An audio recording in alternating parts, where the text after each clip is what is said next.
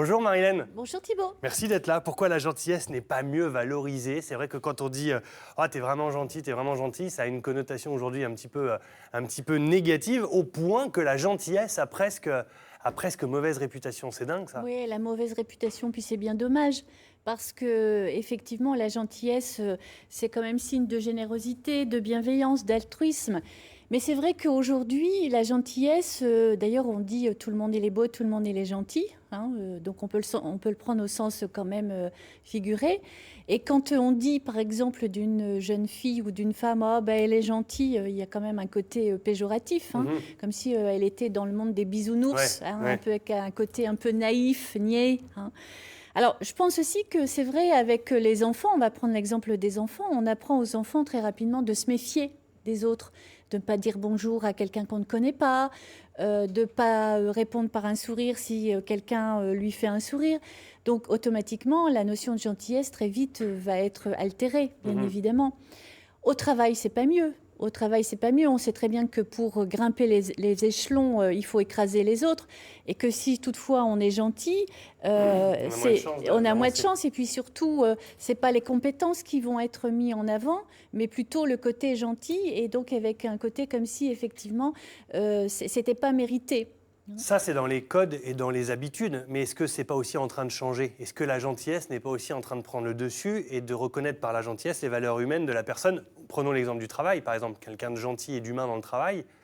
Est-ce que c'est pas une valeur justement qui est de plus en plus demandée et recherchée? Alors je pense que, et notamment avec la journée mondiale de la gentillesse qui était donc le 3 novembre, je pense que de nouveau elle est valorisée, la gentillesse, hein.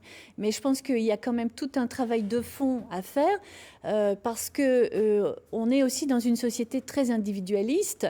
Et on s'aperçoit, d'ailleurs, il suffit d'être dans une ville, de marcher, et on s'aperçoit que, par exemple, dire bonjour, saluer, c'est quelque chose qui peut être tout à fait mal interprété, notamment dans les relations homme-femme. Un homme qui pourrait être gentil, forcément, c'est malsain. Surtout en ce moment. Hein. Surtout en ce moment, bien évidemment. Il faut se méfier. On en est presque là, quoi. Tout à fait, puisque la limite, effectivement, on voit qu'elle est infime. L'inverse est vrai aussi, c'est-à-dire qu'une femme qui sourit et qui est gentille vraiment par cette vertu qui est la gentillesse, ça porte à quiproquo, hein. Ça laisse même peut-être un côté péjoratif en disant que peut-être cette femme a fait des avances à cet homme. Donc on voit très bien, si vous voulez, que la gentillesse, si vous voulez, elle n'est plus du tout valorisée. Mais comme vous dites, malgré tout, avec cette journée de la gentillesse, on revient sur cette vraie valeur de la gentillesse. Quels sont les signes, selon vous, qui permettent de distinguer la réelle gentillesse de la gentillesse, on va dire, intéressée? Oui, alors je pense que la gentillesse, c'est d'abord l'amour de soi et du coup l'amour de l'autre, si vous voulez, où on n'attend rien de l'autre. C'est-à-dire que je peux être gentil avec vous, vous aider, vous faire un sourire, vous dire tout simplement bonjour parce que j'en ai envie, sans arrière-pensée et surtout sans attente d'un retour. Sans rien attendre. Sans rien demander. Je pense que si vous voulez, la vertu de la gentillesse, c'est ça, c'est l'amour de soi, l'amour des autres. C'est une vraie relation authentique et de réciprocité et surtout le fait qu'on n'attende rien de l'autre. Et c'est gratuit, la gentillesse. Ouais. Il y a la gentillesse aussi de confiance, c'est-à-dire de se réfugier derrière une gentillesse pour être sûr d'avoir un retour positif. Aimez-moi, quoi. Aimez-moi. Je suis gentil avec vous, aimez-moi. Alors ça, c'est pas la bonne gentillesse, parce que si on est dans cette configuration, bien évidemment, on n'est pas du tout dans la définition de la gentillesse, de la vertu de la gentillesse, puisqu'on est en attente d'un retour et surtout de aimez-moi. Or, la gentillesse, vraiment, c'est gratuit et c'est surtout parce qu'on n'attend rien de l'autre. C'est parce qu'on a envie d'aller vers l'autre, de connaître l'autre, d'écouter l'autre. Quand on est gentil avec l'autre, ça veut dire qu'on écoute l'autre, on écoute ce qu'il a à dire. Et c'est un cercle vicieux positif. Plus on est gentil, plus on entretient la bonne humeur, et plus on est de bonne humeur, plus on a envie d'être gentil. Tout à fait. Si ça pouvait être partout et dans quel que soit le domaine, cette relation-là... Tout à fait. Ce serait une De toute sacrée façon, respiration. des études scientifiques ont prouvé les bienfaits de la gentillesse sur la santé physique et morale. Et moi, je vais insister sur le côté moral, sur la vie psychologique des gens. Quand on est gentil, bienveillant, altruiste, si vous voulez, on s'aperçoit que pour finir, ça donne beaucoup de réconfort à l'autre et les gens répondent par de la gentillesse. Donc, il faut de nouveau apprendre aux enfants cette vertu qui est la gentillesse.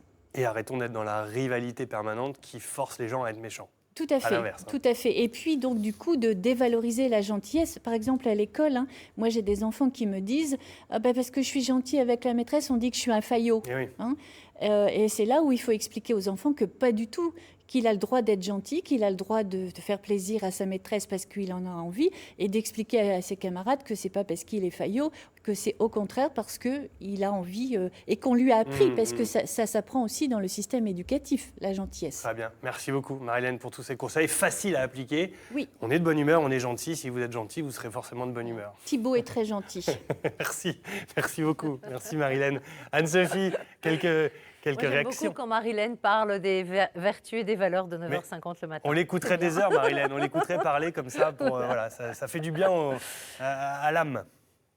Voilà, tout à fait. Alors, on a eu des réactions, Thibaut, plus que des questions, hein. La première est de Anne qui dit le problème, Marie-Hélène, c'est que notre société valorise la méchanceté, que ce soit dans la vie perso ou au boulot, hein. La gentillesse pour beaucoup.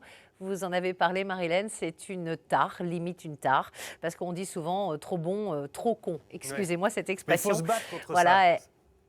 il faut se battre contre ça, tout à fait. Et puis on a Patrick qui dit « Elle constitue à mes yeux, la gentillesse, la première marche à gravir vers des qualités plus profondes et plus difficiles à obtenir, comme l'altruisme et la fraternité. » Et il rappelle que ce n'est pas sans raison si on célèbre le club de vacances, appeler ses clients les gentils membres et ses salariés les gentils organisateurs. Ils avaient compris à l'époque déjà les conséquences de la gentillesse dans le milieu des loisirs, qualité un peu oubliée dans la vie courante aujourd'hui. Très bien. Merci pour toutes ces belles phrases. Merci.